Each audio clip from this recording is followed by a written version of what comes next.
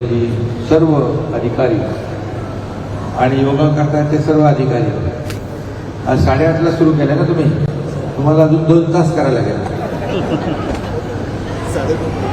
अरे नाही तिकडे 2 तास होता. आम्ही आलो तिकडे पतंजली बाबा मागले म्हणजे आज एकदम फ्रेश मध्ये तुम्ही सर्व काम कराल, कारण योगा केल्यावर माणूस अतिशय फ्रेश राहतो. आणि म्हणून योगा हे आपल्या एक दिवसाचं नाही तर आपल्या जीवनाचं एक अविभाज्य अंग बनलं पाहिजे.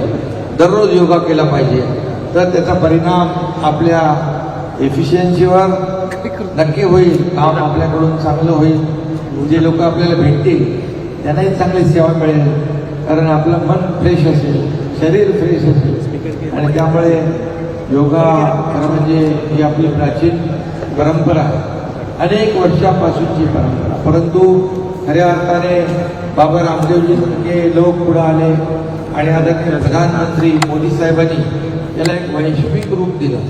एक जगामध्ये योगा महत्त्व आदरणीय प्रधानमंत्री महोदयांनी पसरवलं आणि त्यामुळे जगभरामध्ये आज योगा डे सगळीकडे होतोय.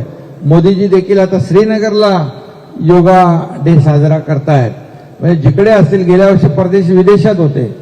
म्हणजे योगाचं महत्त्व जे आहे ते मोदीजींनी पूर्ण जगभराला दाखवून दिलं. कारण स्वच्छतेचं देखील महत्त्व काय मोदीजींनी 2015 साली लोकांना नाही देशाला दिलं आणि त्याचा कित्ता आपण गिरवतोय. आणि म्हणून खऱ्या अर्थाने आजचा हा योगा डे महापालिकेच्या माध्यमातून दरवर्षीप्रमाणे होतो. आणि मग सर्व अधिकारी इकडे आहेत आणि आमचा एक मंत्री पण आहे. तो खरोखर करणार आहे ना, आज मंत्रालयाच्या वतीने आहे. त्यामुळे मी आपल्या सगळ्यांनाच खूप शुभेच्छा देतो. योग हा एक काळाची गरज आहे. शरीराला स्वस्थ ठेवायचं असेल तर आपल्याला योग आवश्यक आहे, योगा आवश्यक आहे. आणि म्हणून मी सगळ्यांना शुभेच्छा देत असताना करो योग रहो निरोग अशा प्रकारची आपल्याला मी शुभेच्छा देतो. आणि पुन्हा एकदा सर्व अधिकाऱ्यांचं अभिनंदन करतो. वेळात वेळ काढून आज आपला कामाचा दिवस असताना देखील आपण योग दिवस साजरा करताय आणि या कार्यक्रमात सहभागी झालात त्याबद्दल मी आपण अभिनंदन करतो. मनापासून शुभेच्छा. आम्ही पण करून आलोय आता दोघंही तिकडे गेट ऑफ इंडियाला.